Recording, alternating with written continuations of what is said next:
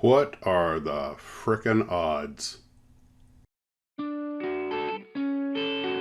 know what? We don't have time for that today. We got too much to cover, so let's just get to it.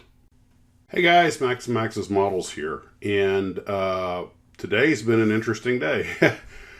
First off, my wife used resin to seal up the Captain Kirk's Galactic Ghetto booty.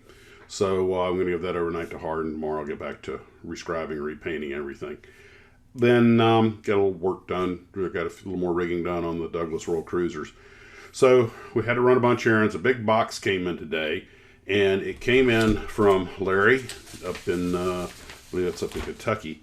And Larry, thank you. We're going to not do an actual unboxing. I've already taken the stuff out because this is a little bit different. There's some really interesting stuff in here. I got a few of the kits right here. I'm going to do a little research and then come back and continue this video because some of these kits I'm familiar with, and I know there's some stuff about them, like this Hobby Time convertiplane, which I believe used to be a Strombecker kit, and then there's the an original Strombecker China Clipper and an original Caravelle from Revell with the famous Jack Linwood artwork that Mike Machadas talked about. We're going to talk about this in just a minute. And a whole bunch of other stuff, some of which is pretty unusual, some resin stuff. But I got to start off with this. The thing about it that's the most staggering is, do you guys remember my little unprovoked live stream I did the other night? My brother just happened to coincidentally call in. And he mentioned, if only I could find a model of the old, Avro Aero car. And sure enough, this was in the box. Okay, when I talked about the Great Styrene River, originally it was just kind of a joke, a little spoof off Star Trek Deep Space Nine's the Ferengi, the Great Material River. Ooh, the Great Styrene River. But okay, I believe. Imagine this, a place not only of color and light, but of styrene and dreams. A place where a man's imagination can be made manifest with a simple phone call. Posit this. A lone man who makes videos for people who enjoy his hobby, Max of Max's Models, who through a simple mysterious phone call manages to get an obscure model that no one ever actually made. This is the calculus in the styrene zone.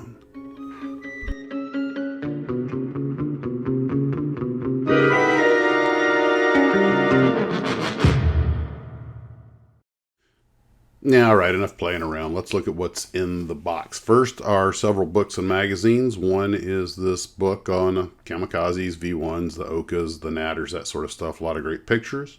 Another one celebrating a century of flight. The next book is an Airfix catalog. It doesn't have a year on it, but it looks to be early 70s, late 60s. Then we have a 69 Revell model kit catalog. That's one of the best ones ever. We have a book on modeling tanks and military vehicles, which I have plenty of to build.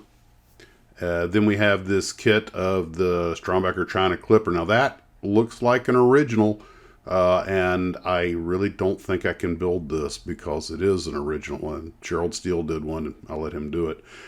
And then we've got a couple of World War I models. The Bristol by Aurora, that's the later boxing. I'm not sure, but I think Andy Anchus might have done one or two of these build-ups. We've got some Russian naval aircraft, and we also have this little Blue Thunder helicopter kit from a company that I cannot identify. It obviously appears to be Japanese. I don't recognize that logo. Real quick look at the kit shows that it's really an honest-to-God model. Fairly simple but straightforward. Might go good with my Godzilla. And then we've got, because I was going to mention Godzilla, we've got the Mudry Cap 20. That was a little French aerobatic airplane. Another Aurora. This is the big, even though it's 148 scale, that's the big de Havilland DH-10A bomber. An enormous stack of decals. Oh, those are awesome too. It'll take me a while to go through all these, but a lot of American, a lot of Japanese, really nice, and I can use them. Of course, the aforementioned Avro car. Might have been a failed project, but it was an interesting concept. We have some more, it's resin. We have some more resin kits from Planet Models, the Blumenvoss P211 and the Hankel P1077. And there's another resin kit here. This is by a company called Triangle. And of course, that's the MiG-3. And that was one of Russia's first hot fighters. I'm not really familiar with PM. That's the company that made this Flamingo. I was wrong. The Hobby Time was its own company. They made this XV3 convertible plane, and Hobby Time went from like 49 to like 69. I wasn't really familiar with it. It was the first one of their kits I think I've gotten. We have a early Bandai Schwimmwagen in 148, which will make a great companion piece for my little damaged Kubelwagen. We have a 1 to 300 scale from Nishimo, the E2C Hawkeye. We have the Caravel. This is the Revell kit, and it looks like an early original one with the Jack Linwood artwork that Mike Machat talked about, because if you notice that Caravel in the background, it doesn't have any wheels. I mean, you got the one we're looking at, but the one on the other side with the tail crossed, there should be a landing gear and support equipment down there. It's one of Jack's little cheats that Mike was talking about. And this also looks like a very original kit, so it may go on the not-to-be-built shelf due to rarity. Fortunately, I have a Lindbergh Caravel in stash to scratch that Caravel itch. Then you've got the Moraine MS-502 Criquet, and yes, it is in fact a copy of the Fiesler Stork with a radial engine. We have the Wings collection, Uncle 129, and there's some more books. One on how to build dioramas, which I can definitely use some help with. Hints and tips for plastic modeling. Yeah, I can use that too. Then we have this large Hasegawa Ki-43 Oscar, and of course the aforementioned Avro Aero car. I mean, come on, this is just getting spooky, guys.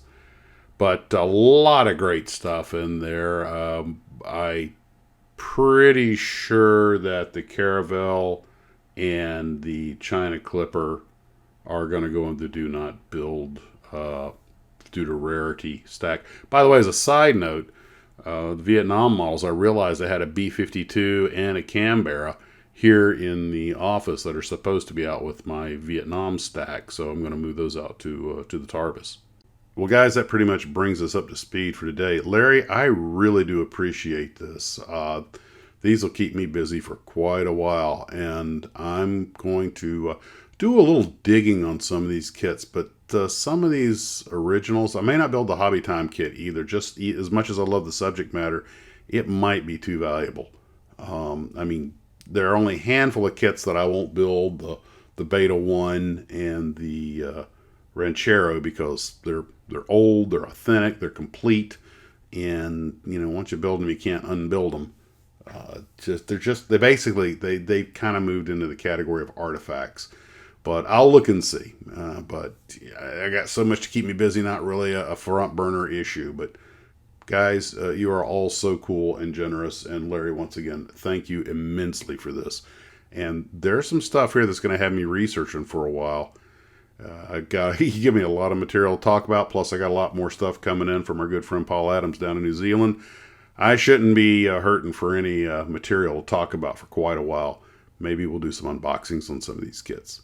Guys, take care of yourselves. Hope you're doing well. Hope you're having a great holiday season. And we hope to see you at the live stream where, you know what, I think I may just leave these models here in the office so we can go over some of them in the live stream possibly. We'll see about that. You take care of yourselves, and as always, model on.